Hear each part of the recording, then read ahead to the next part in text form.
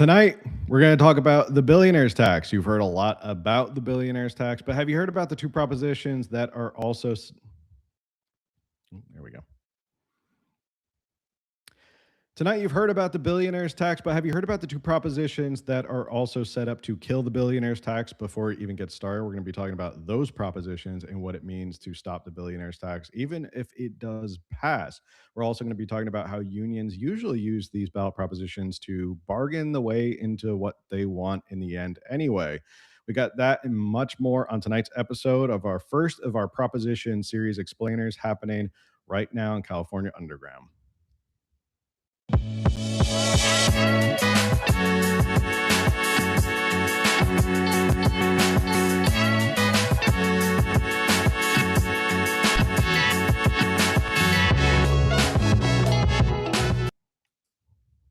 Well, what's going on, everybody? Thanks for tuning into another episode of the California Underground. Tonight is our first in our proposition series where we explain what is happening with all these propositions.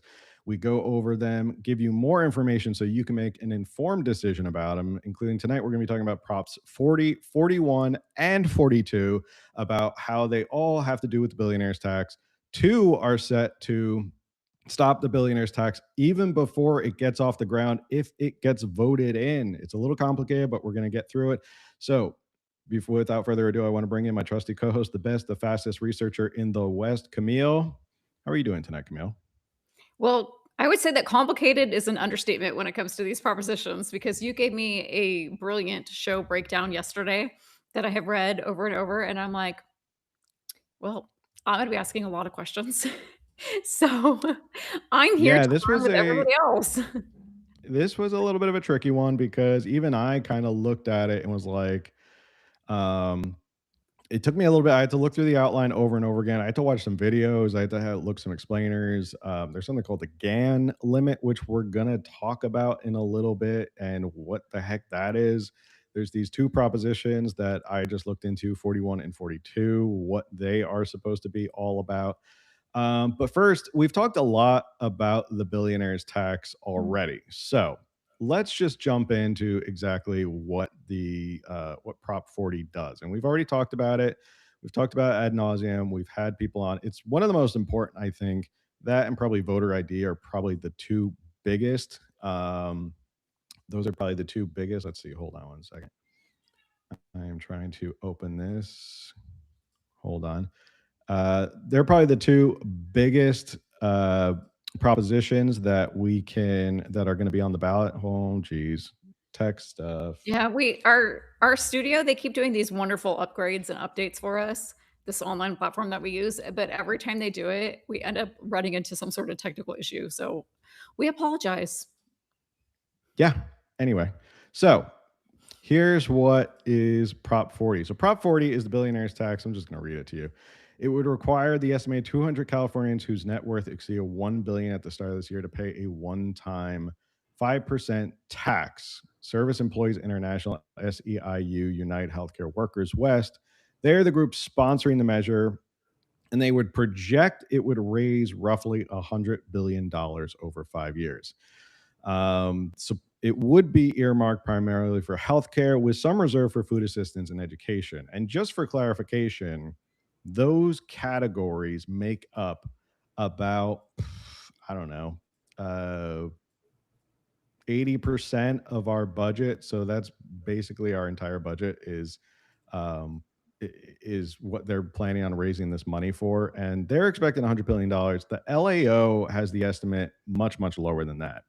I think they think it's going to be closer to, I think, like $40 billion, if that. But they're also projecting that if it does pass, the long-term effects of this is that you're probably going to lose about $1 billion in revenue every year because guess what? You're pushing a lot of these billionaires out. So you're going to be losing revenue because that top 1% or even 0.1% or whatever that you want to say that are the billionaires that they're going after, you're going to push them out.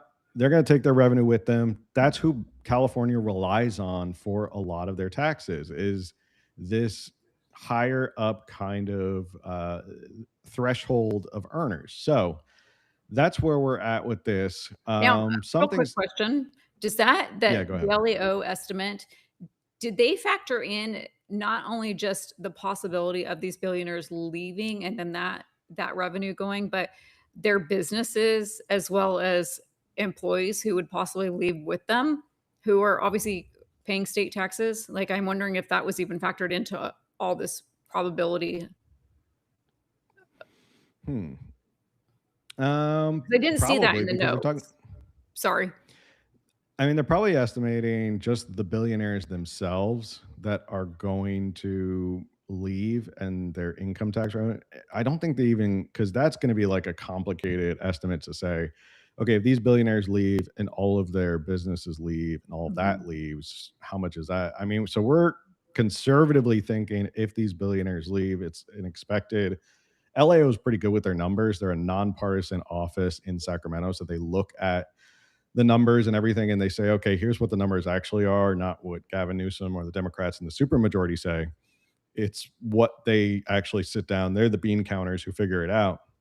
So conservatively, they're putting at $1 billion is going to be lost every year from here on out if they pass this billionaire's tax. And I guess you could extrapolate it to say how much are we going to lose if these businesses leave? Because then that's even more income tax that you're losing because workers pay income tax, people pay state taxes. mhm. They don't have to be billionaires. So if all those people leave and all those jobs leave, that's more tax revenue that's going out the door. So, um, just a side note, I want to thank everyone who's in the chat right now. I see everyone who's hanging out in the chat. Thank you very much for hanging out with us tonight.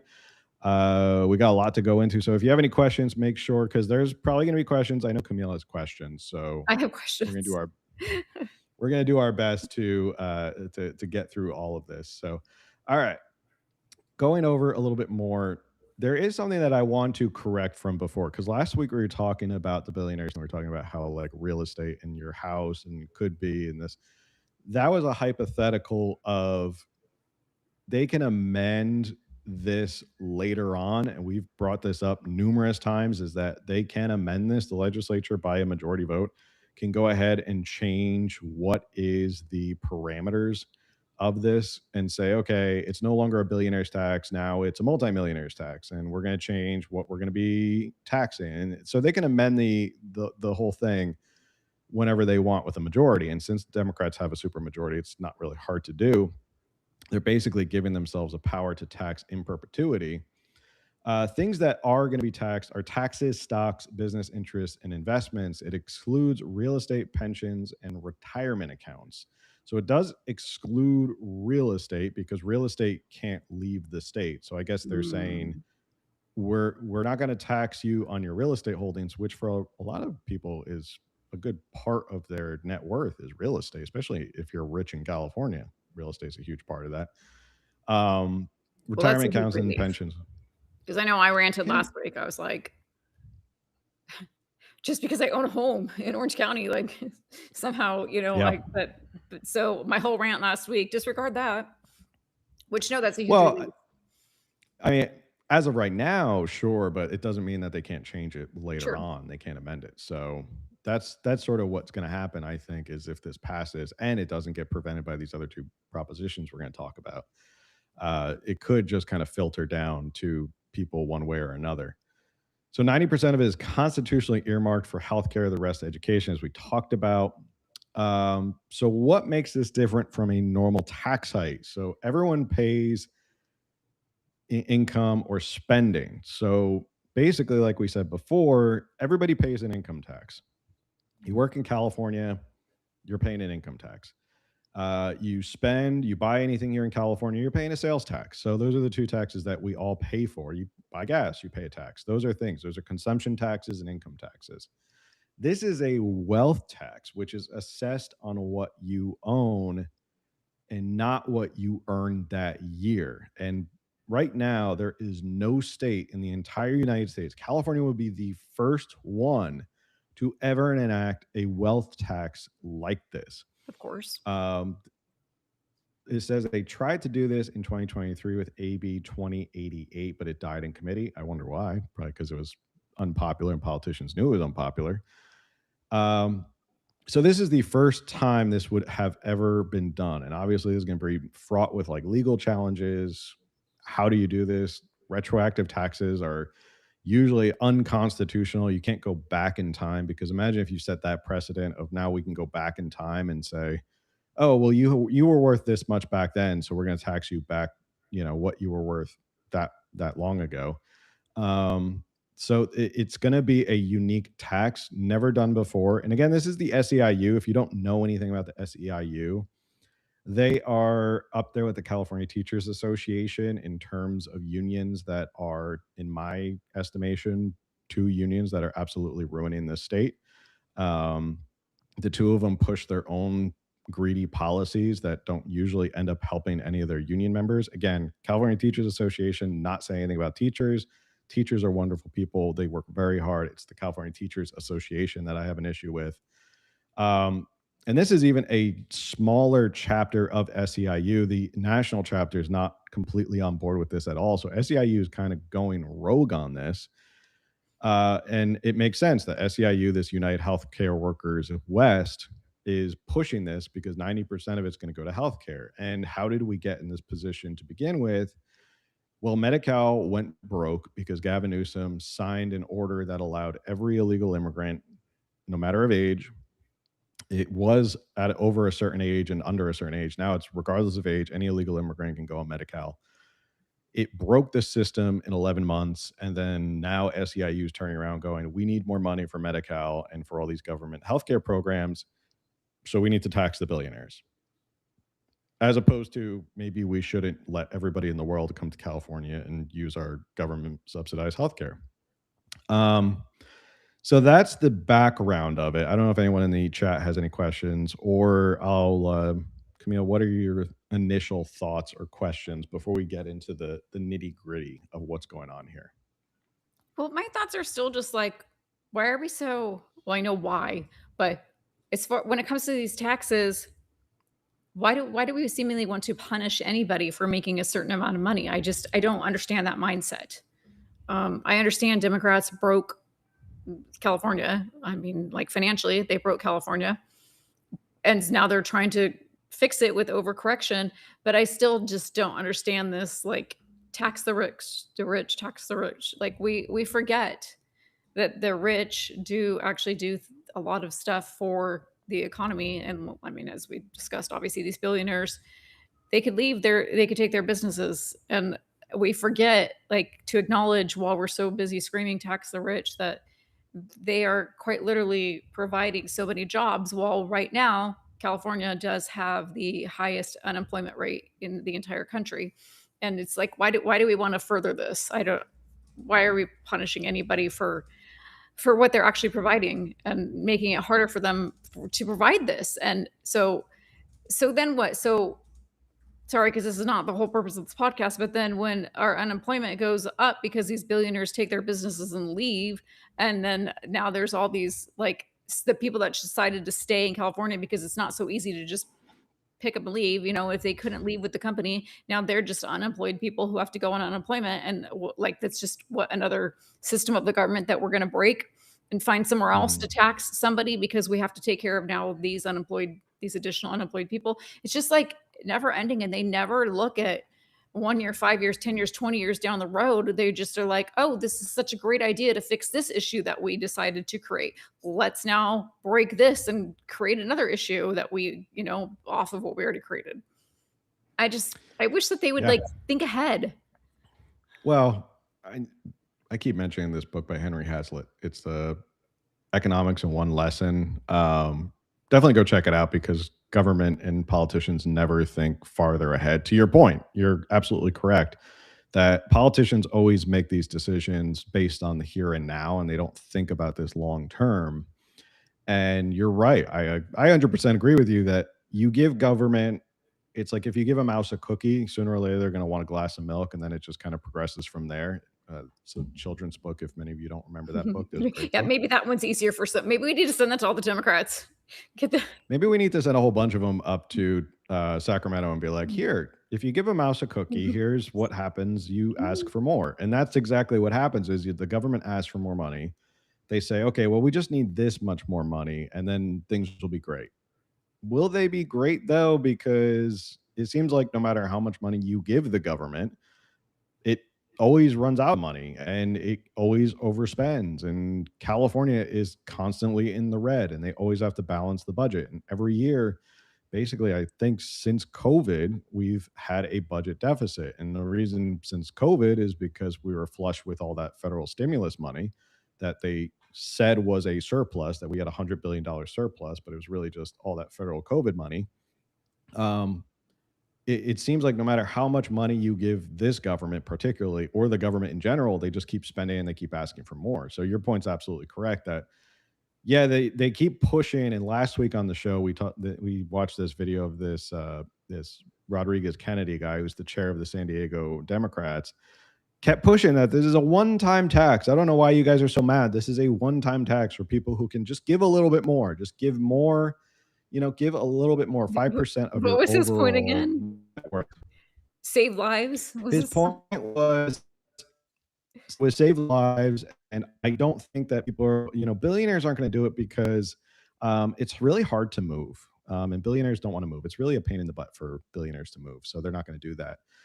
Um, but yeah, you're absolutely right that they just keep asking for more and more money, and then what's the next thing that's going to happen when they overspend and use up all this money that they, in a hypothetical world that I hope doesn't happen, if they get this money and they spend it all, there's obviously going to be another tax. Like this isn't the one-time Yeah. tax. It's never going to be a one-time tax. So it's kind of like I think some of these tax was the gas tax supposed to be temporary to fix the roads or something like that. That was before my Mhm. time, but So it's always a many promise of yeah.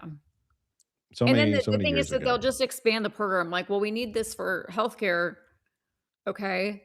But then they're gonna say, "Well, now we need this for like, we need to expand healthcare. We need to include X, Y, and Z in healthcare. We need this for education. Okay, well, now education needs to include this."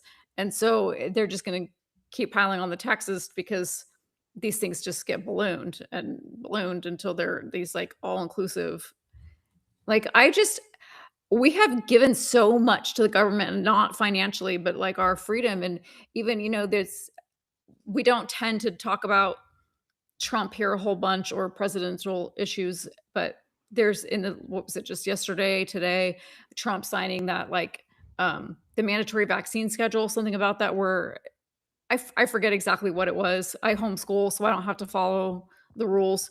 Um, but something about like parents can sign exemption papers or something, and I'm like, why we're giving parents permission to parent? Why is this a government issue at all? Why did we ever hand over any of our parenting to the government?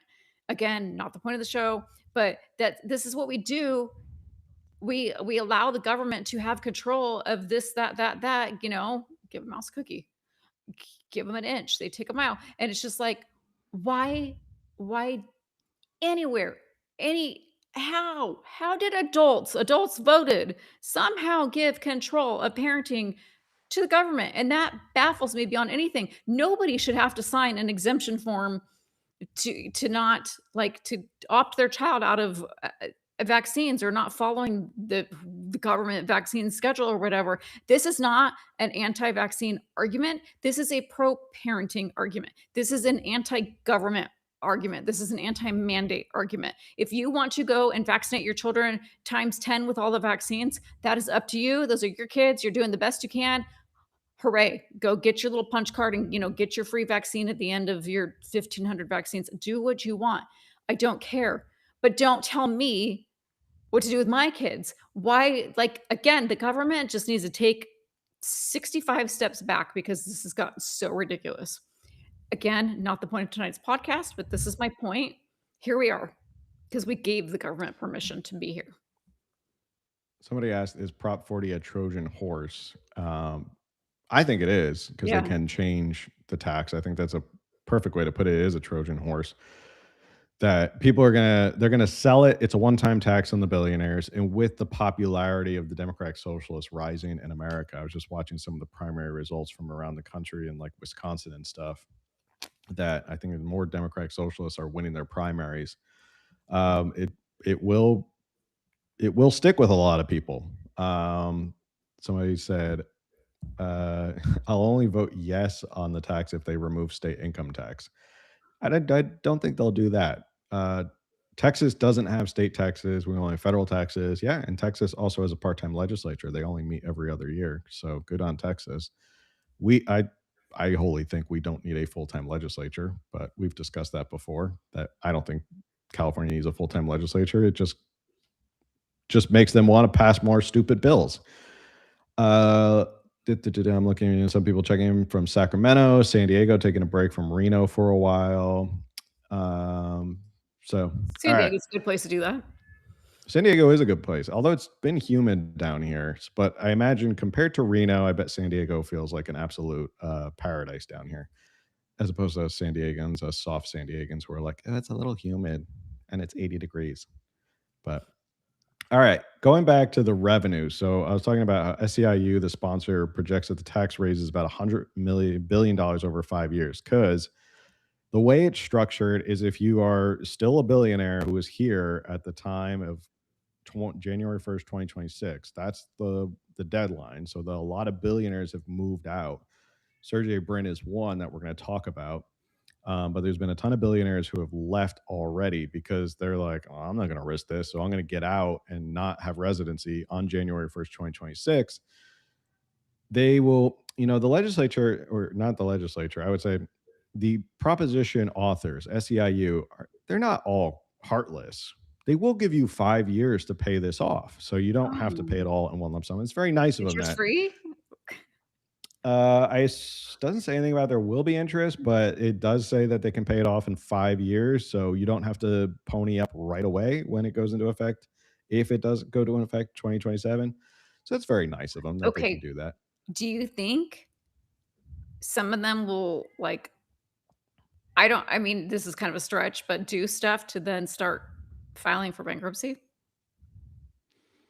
Mm, I don't think so. I think it's too hard to file for bankruptcy with that many assets. You have to go to court and prove that like you don't have any assets or you're just so underwater you can't pay stuff. So I think the smart thing that a lot of these people are doing is they're moving their residency, they're moving businesses, they're moving stuff out of state already, which a lot of billionaires have done.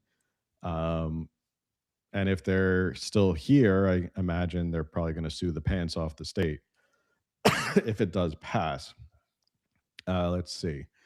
Somebody's checking in from Elk Grove. What's up, Elk Grove? A lot of Northern California people. Thanks for checking in, NorCal, to us two SoCal people chatting. Let's see. Some of the other numbers.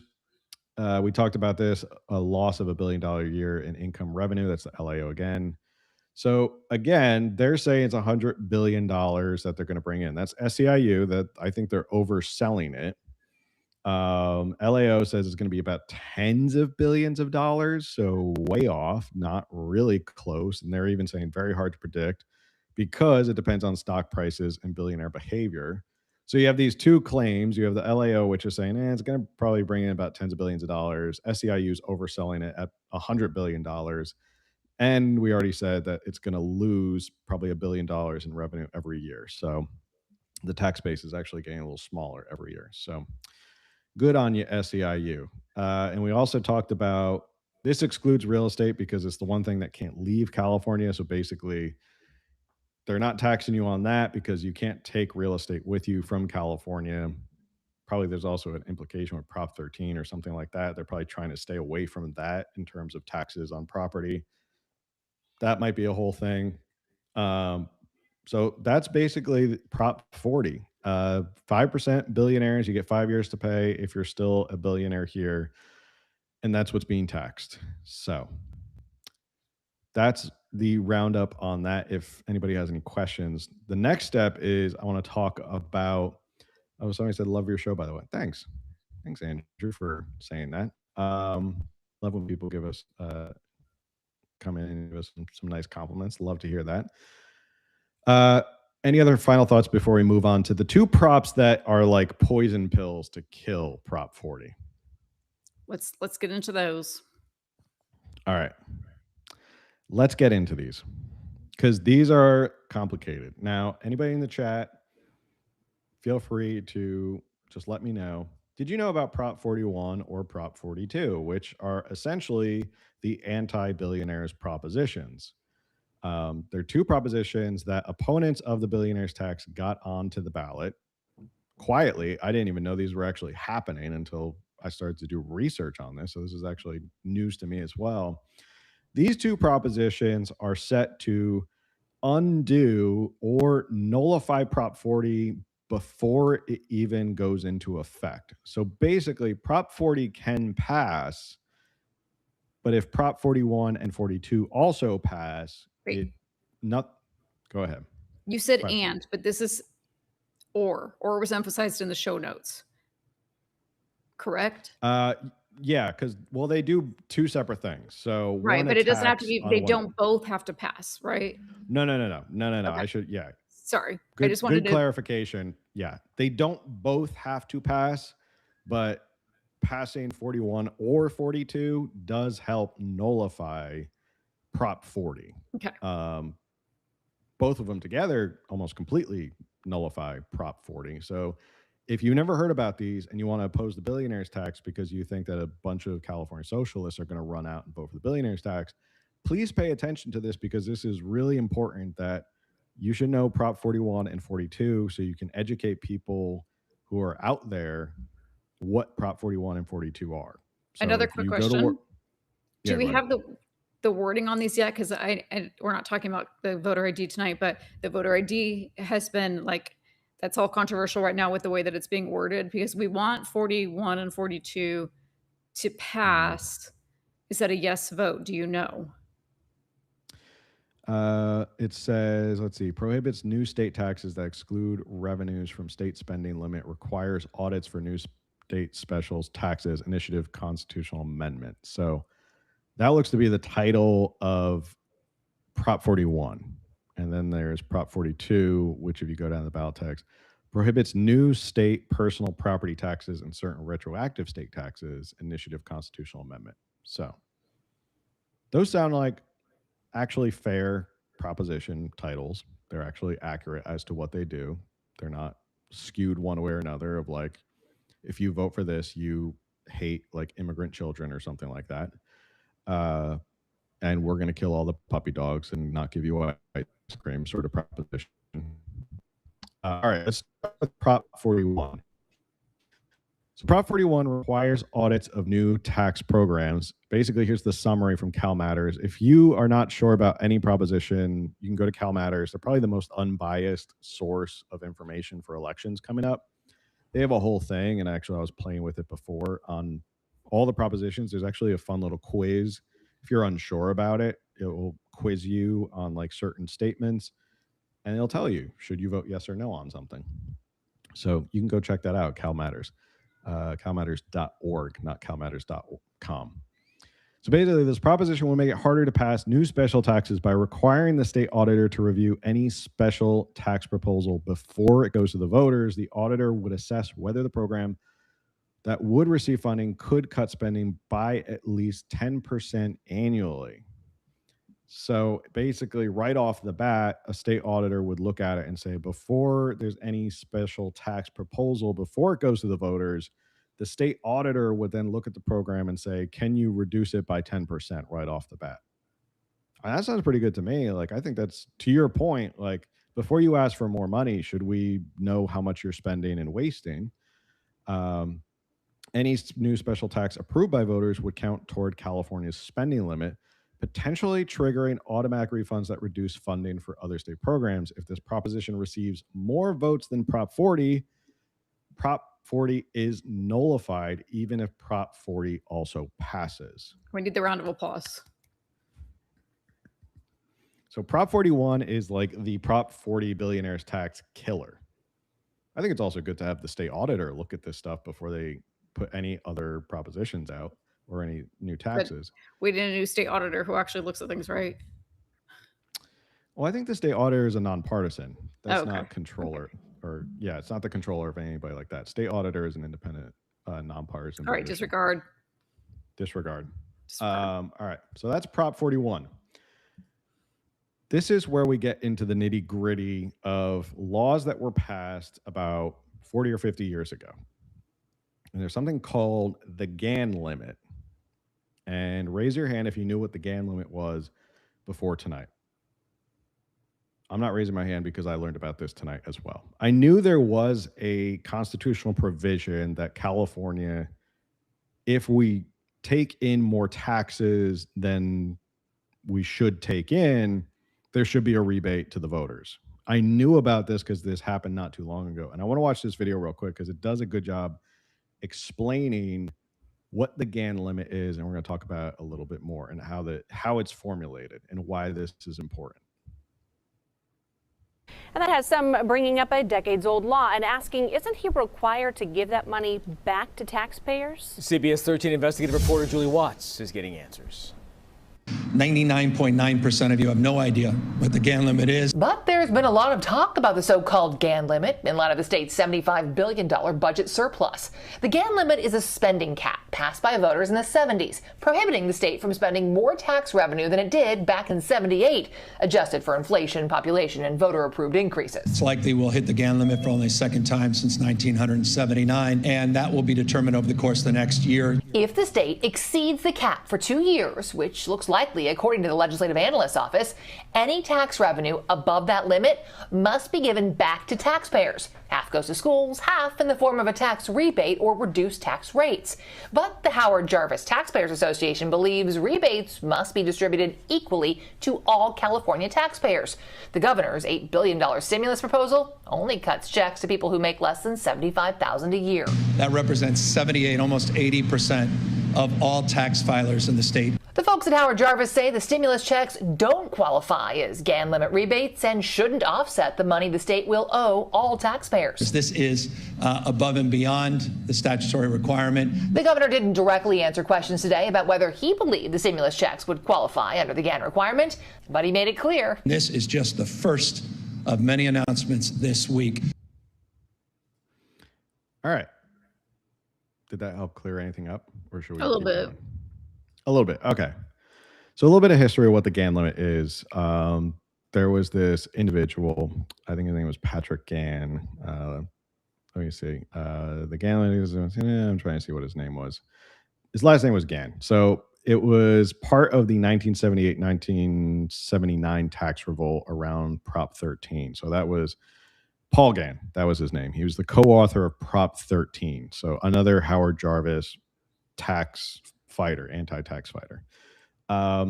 They came up with this provision, the Gann limit, which basically says that if the state brings in more money than the formula of inflation plus the population, and it goes above that. So if they bring in a whole bunch of money, and this video is from like 5 years ago. So again, keep in mind, this is from 5 years ago when California was flush with money, probably because of COVID spending, COVID stimulus. If it's above that threshold, California can't hold on to it. That's what the Gann limit did, was to say, okay, you're only going to get the amount of money that is required based on inflation and our population. You can't get a windfall. You can't just take all this money and all this tax revenue and just hold on to it. So you either have to give it back to 50% to schools and 50% back in rebates to the citizens. It's been watered down a little bit in the 90s. It was watered down. The exemptions kind of grew a little bit. But regardless, what is happening here, the authors of Prop 41 figured out that this billionaire's tax, if it does happen, will bring in, and this is SEIU's numbers, another $100 billion in revenue, which would put you above that because that's extra money that they are bringing in and should not be bringing in based on the formula. I'm going to sneeze right now. I missed it. Whew. Hate when you ever get that feeling where you're going to sneeze and then it just goes away. Well, suddenly now, which I know sneezes aren't supposed to be contagious, but suddenly now I feel like that. So thanks. And I'm right in the middle of this complicated explanation too, and then I have to sneeze. The authors of Prop 40 figured this out, and they thought they could get around it and be smart and say that this money will not count against the spending limit that is under the California Constitution, which is this Gann limit. Prop 41 basically says, no, you don't you're not getting away with it that quickly, so it has to count against the spending limit. Okay. So basically, what would happen is hypothetically, if it goes above the Gann limit, it would then be it wouldn't go to healthcare like they're saying it would, or it would greatly reduce other budget categories because if you drop $100 billion into our budget out of nowhere and then that's counted against our spending limit, all that extra money for other programs either has to be rebated to the citizens or given to schools. That's where this gets really kind of complicated. So, Okay. um, a simple hypothetical is kind of like, okay, you have a family and you have a budget, and you say, okay, we're only going to spend this certain amount based on how many people are in our family and sort of the rate of inflation. All of a sudden, you get a big bonus or you win like a small lottery or something, you get a whole bunch of money. You wouldn't be able to spend that money. You could put it in saving or you do it something else, but you wouldn't be able to spend that money because that's basically going above your own limit of the spending to keep you basically so you don't run out of control. And the idea is that in good years where you have a ton of money, the government won't take a bunch of money and start all these programs that they then can't fund in lean years because the size of government's just going to continue to grow and grow. Like you said, if you keep giving government more and more money, they're going to figure out ways to spend it on dumb programs or something. But then the next year, they're not going to have money for it. So that's sort of what the Gann limit is. Questions? I hope I explained that. And if Yeah, no, everyone I in the think chat, you any explained it pretty questions? well because I was gonna say, since the Gann limit exempted voter approved taxes, and if Prop 40 would obviously have to be voter approved, but then you went on to explain it further, and so then it made more sense. I'm gonna have to I it made more sense when you said it, and now I've already kind of forgotten exactly what you said, so I'm totally gonna have to go rewatch this snippet so that I fully understand it. I Mhm. mean, I understand how I wanna vote, but I want to understand exactly what I'm voting for. Um, so yeah, I think you clarified it pretty well. Of course, anyone in the chat, if you have questions, please feel free to ask. If you're watching this later, please feel free to ask in the comments. Um, you know, Leslie said, I don't get it. Where did I lose you, Leslie? So anyone in the chat, if you don't get it, please ask because I think this is really important that people understand what the Gann limit is and how Prop 41 is going to stop Prop 40 because of all this windfall of money that they're going to get or try to get should be counted towards the spending limit. So if you have any questions, fire away in the chat. That's the point of these episodes. That's why we do these kind of explainer roundtable episodes is we go through these propositions and we do the studies and all this stuff, or we do the research and everything. We look through all this stuff. So that way you're well informed and hopefully maybe you can go tell other people what's going on with these propositions. And, we all know what's going on with these propositions before we go and vote because there's a lot of them. And I know people always focus on like one or two, but all of them are important. and no Somebody's shame, checking in. Leslie, because it's totally complicated. And like after Phil had sent me all the show notes and the breakdown and everything, I literally texted him back with like, "Wow, so I forget what I said, but I was basically like, that's a lot. That's really complicated, and I'm just gonna basically be asking a bunch of questions because what?" Yeah. So Someone said, Corbin says, somehow I feel like I'm owed a Gann limit check. Yeah, that sort of feel like they keep raising more and more money. But that's some of the exceptions that they brought in around the 90s that they can get around the Gann limit. But all right. So that's Prop 41. So you have two prongs here, which is the state auditor, which is going to review any new special taxes like Prop 40, and then audit the programs and see if they can reduce it by 10% before it even goes to the voters, which I think is amazing. I think we should just definitely vote for something like that right on its face. Forget the yeah. billionaires tax. Like, I think there should be accountability of before you come out and ask for more taxes or bonds or anything like that. I think you should absolutely look at every single program and go, are you wasting money? Are you spending money? Imagine if they did this for every time they ask for more taxes for like homelessness.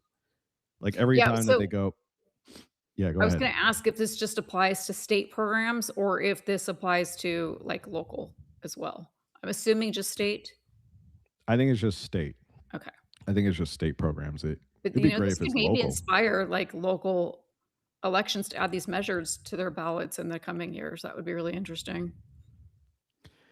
Somebody asked, have we ever gotten Gann money back before? I think it's only happened twice since past.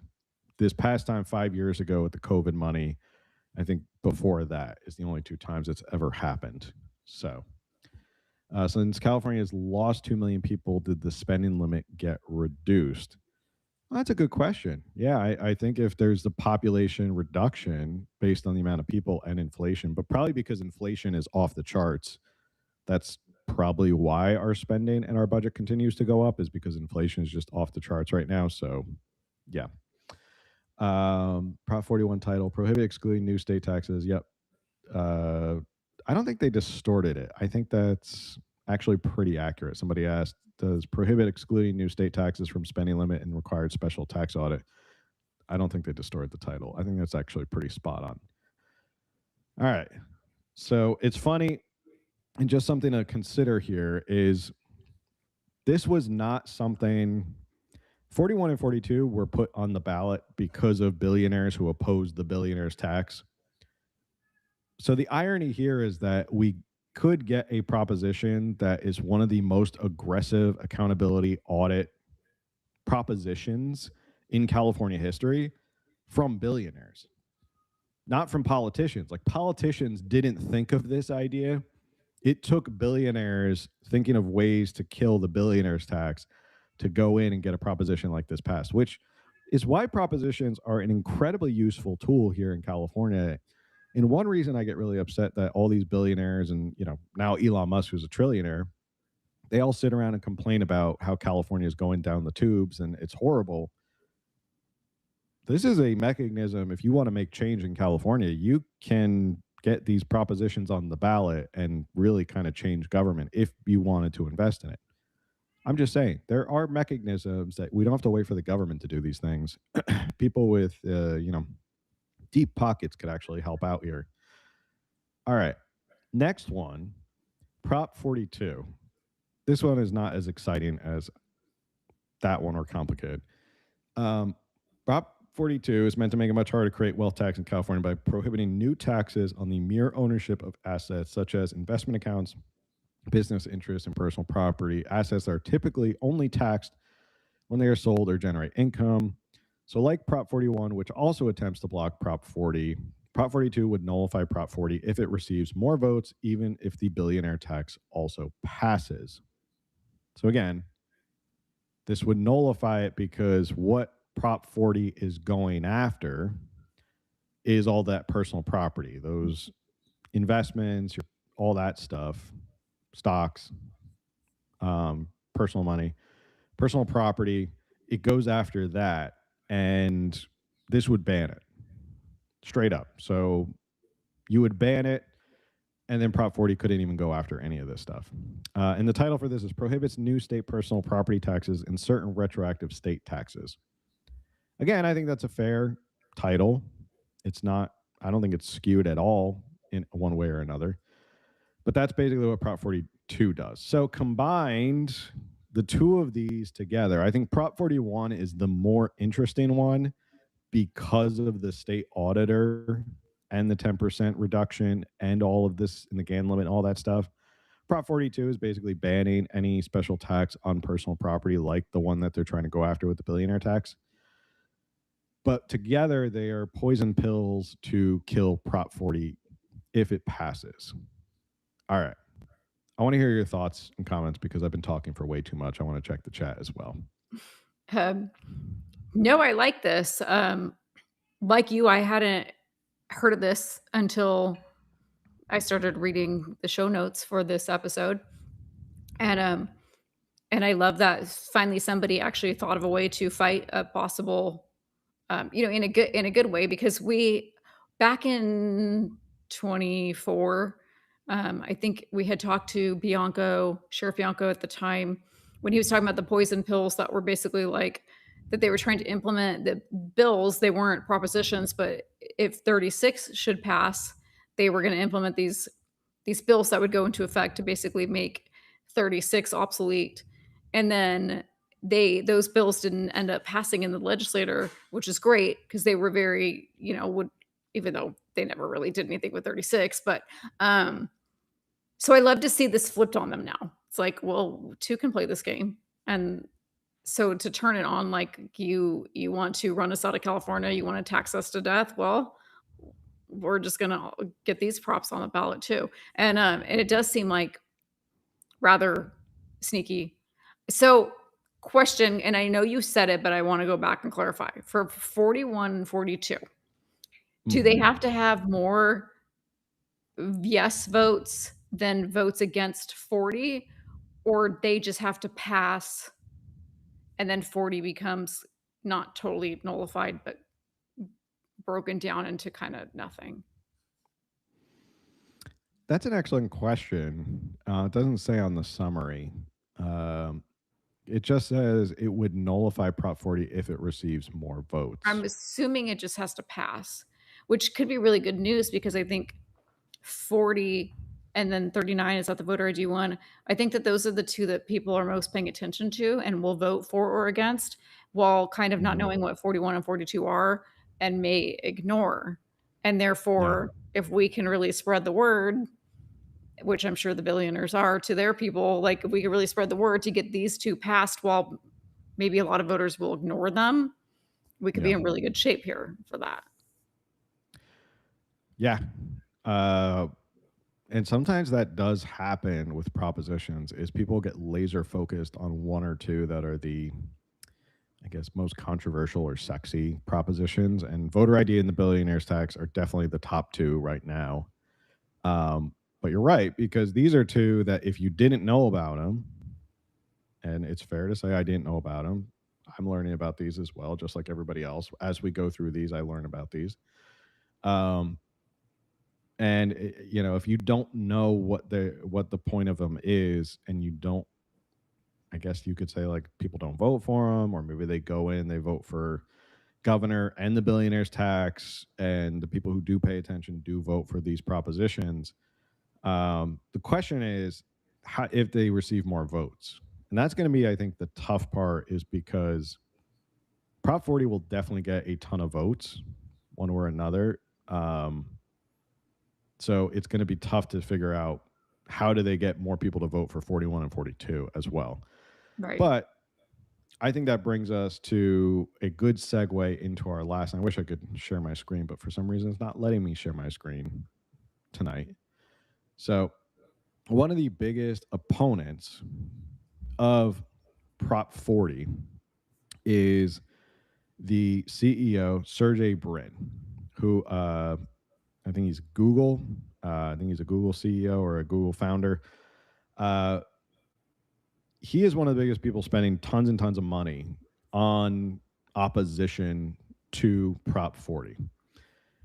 And he's already gone. He's already fled California. He set up in Lake Tahoe, the Nevada side of Lake Tahoe. He went, bought a house, moved out there. Again, billionaires, it's easy for them to just go buy property and move somewhere else. It's not a big deal. He bought a $42 million mansion in Crystal Bay, which is the Nevada side of Lake Tahoe, through a new LLC. And he did this 10 days before Christmas last year because, again, the deadline was if you were still here on January 1st, 2026, then the residency goes back to that and you will actually owe money. Right now, Brin has contributed roughly $82 million to building a better California, which funds Prop 41 and 42. So he's dumping a ton of money into PACs for 41 and 42. So we haven't even really gotten started with this yet. And you think about these billionaires who are worth Lord knows how much. I mean, it's a fraction of their fortune. And they're dumping $100 million, $82 million into this. And this is just the beginning. I don't think we've even gotten to full throttle mode for these propositions and these campaigns. And he's the leading donor. In this one article I said, so numbers might be a little old. This one says he gave 66 million, but in reality it's like 82 million he's already given based on open secrets. You can go look up all this stuff, the campaign filings and all that stuff. His net worth is $294 billion, co-founder of Google. Chris Larson, who's the co-founder of Ripple, gave $13 million. His net worth is $12.6 billion. And the list goes on and on and on about how much people have been giving, millions and millions of dollars, all these different billionaires. So he's been giving all this money, spent $82 million. And the other ironic thing is that there are two consultants who used to work for Gavin Newsom, started a PAC called No Wealth Tax California, and it's at nowealthtaxca.com. So they've started a PAC to stop the billionaires as well. And now keep in mind, Gavin Newsom's already come out and said he's not in favor of this specific billionaires tax. He's in favor of a national billionaires tax so no one can escape or run away from it. But it's kind of ironic that you have two people who were within Newsom's circle as consultants went out and started a PAC to stop this as well. That's the amount of money that is going into this. And I'm interested to see. So if you think Tom Steyer ads were bad, buckle up for the ads that are going to be around Prop 40, 41, and 42. Like there's going to be a ton of ads to stop Prop 40 because these billionaires, they obviously don't want to pay it.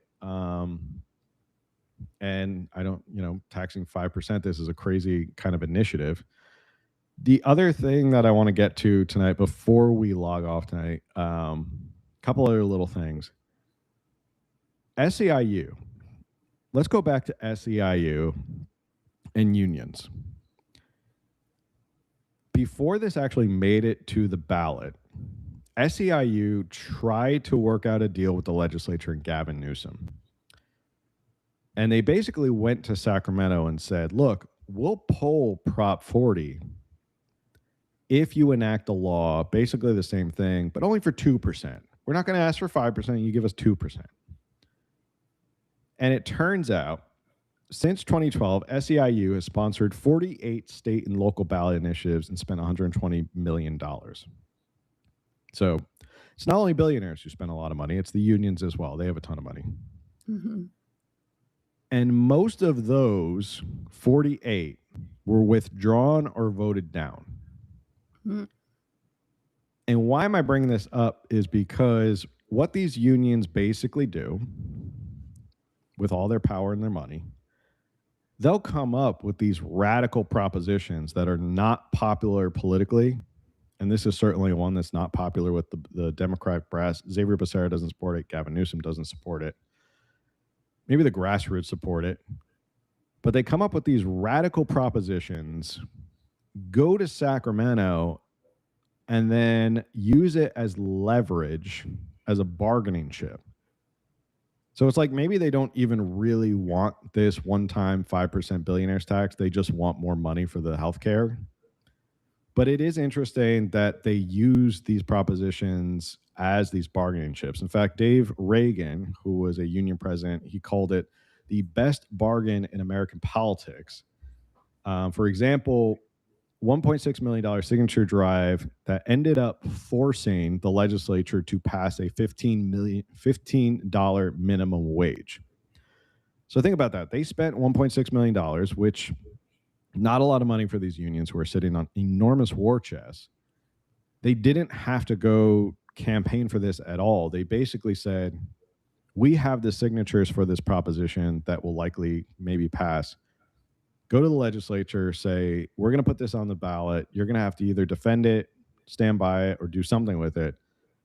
And then the legislature acquiesces to the unions. This is how much power unions have in California. They have to acquiesce and bend a knee to the unions and go, okay, fine. You can please take your proposition away.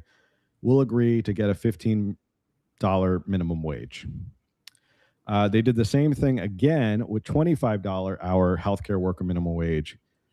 And they just do this over and over and over and over again. So it's interesting that unions do this, not necessarily because they want people to vote on this, because they know it's kind of like political pressure on their part to go to Sacramento and get deals that they want.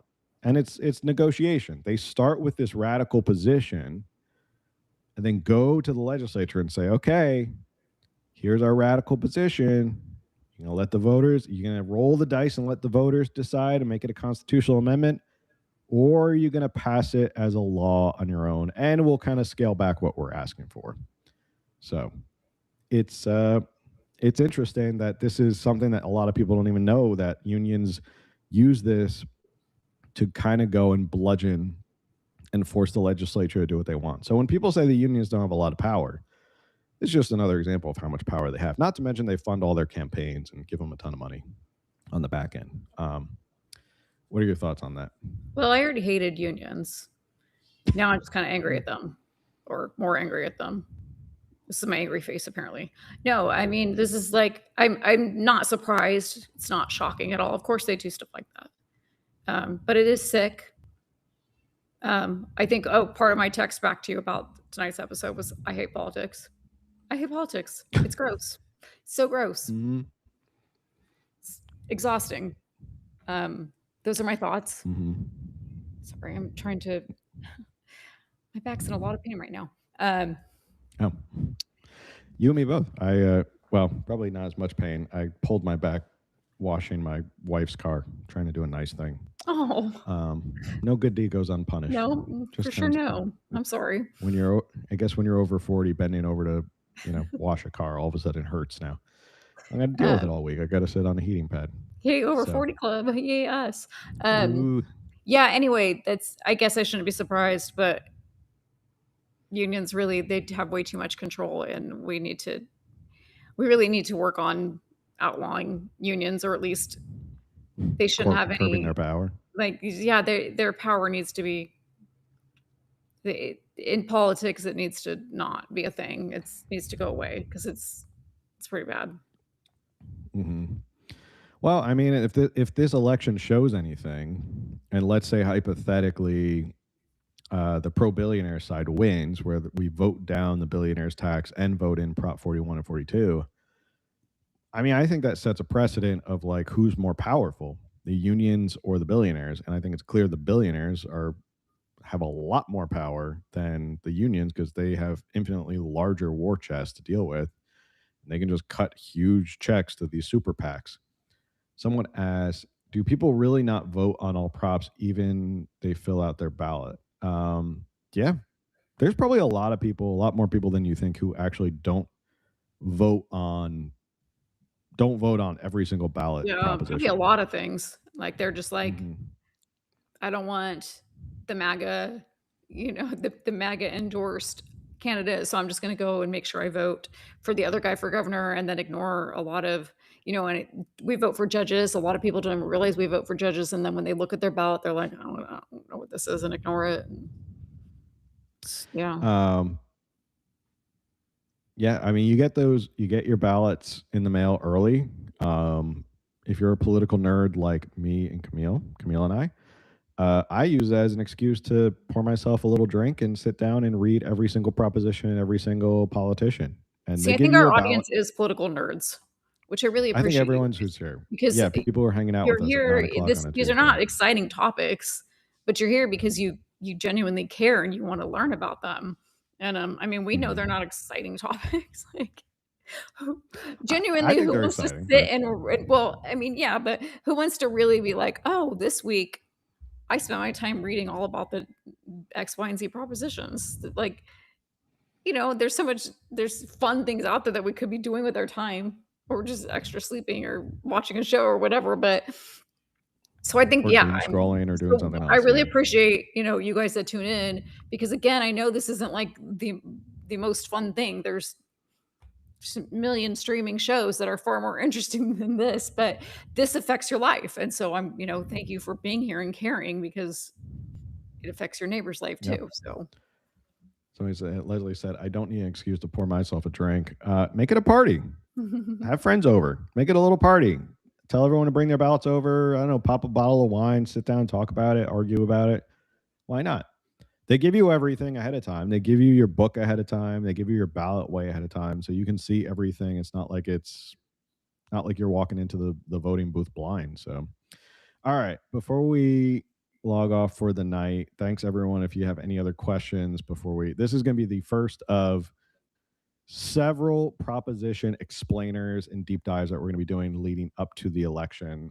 So keep an eye out for that. And obviously, you can come back to them, send people to this episode if they're like, I don't understand what Prop 40 is. Send them to this episode.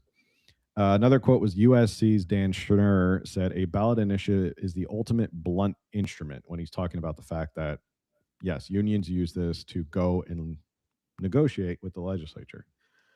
Finally, last week we were talking about the California Democratic Party and their internal war. We talked a little bit about how Prop 40 and 45, 45 will be a different episode. California Democrats endorsed it, Prop 40. It was contested, but they did endorse it eventually. They also endorsed Xavier Becerra, who also opposes Prop 40. So there's a little bit of a Democratic civil war going on right now. And putting it in the broader kind of picture of democratic socialism on the rise in America, it is kind of interesting to see how the establishment is going to have to hold democratic socialists at bay. And just as a clarification, Dan Newman and Brian Brockhow, those are the two consultants who started the Stop the Squeeze, which is an anti-prop pack. Let's see. Last thing. Okay, so we talked about the opposition. Oh, this is the last thing I want to talk about. This is really interesting to me. So, people who support it, we know SEIU, Bernie Sanders, shocker, Teamsters California, AFSCME California, another union, California Democratic Party. Those who oppose California Business Roundtable, California Medical Association, California Teachers Association, Planned Parenthood, California Professional Firefighters, State Building and Construction Trades, Crypto Executive Chris Larson, and Venture Capitalist Ron Conway. Propositions sometimes make strange bedfellows, because who would ever thought the California Teachers Association and billionaire venture capitalists would ever be on the same exact side of something? So it seems like SEIU is the one union that's kind of striking it out on its own. Even the other powerful unions in California are like, you're kind of on your own with this one. So Crazy. It is crazy. Even Planned Parenthood's opposed to this, which is ironic because it's healthcare, and don't they consider Planned Parenthood healthcare? So wouldn't Planned Parenthood also benefit from? I don't know. I guess California Teachers Association, maybe they oppose it because they're not getting a big enough slice from all of these billionaire taxes, because most of it's going to go to healthcare and a little bit to education, but not a lot of it. All right. So that's our explainer video on props 40, 41, and 42. I'm just going to check the chat real quick to see if anyone has any other questions. Do you have any final thoughts before we log off for the night?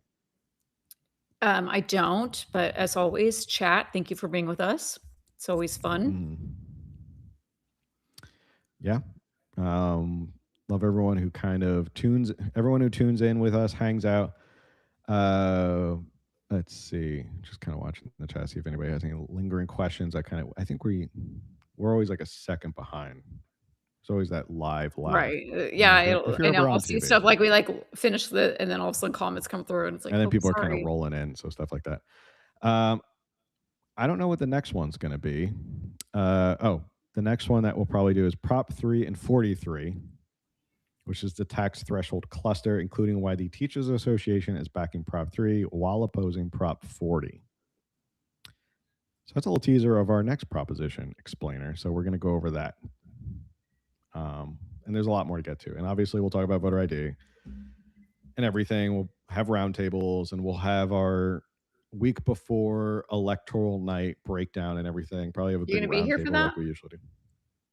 Because you do go out of town in October, right? I will be, because we come back the 20. Yeah, we'll be back. Okay.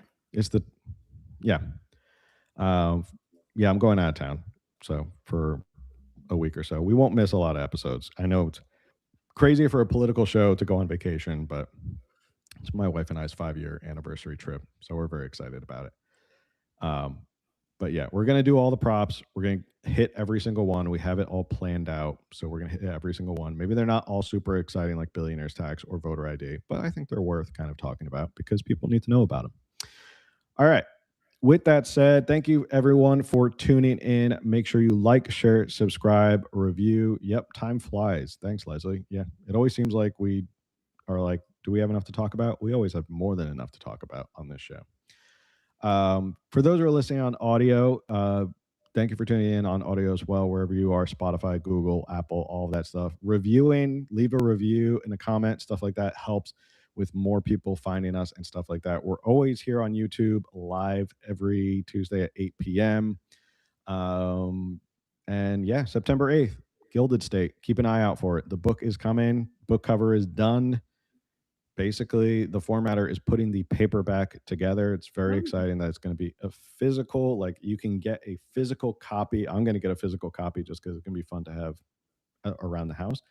But yeah, it is coming September 8th, right in time for elections. So with that said, make sure you like, share, subscribe, review. And the best thing you can do that can support this show is share it with someone who you think will find this useful. And with that, we will see you on the next one. Later.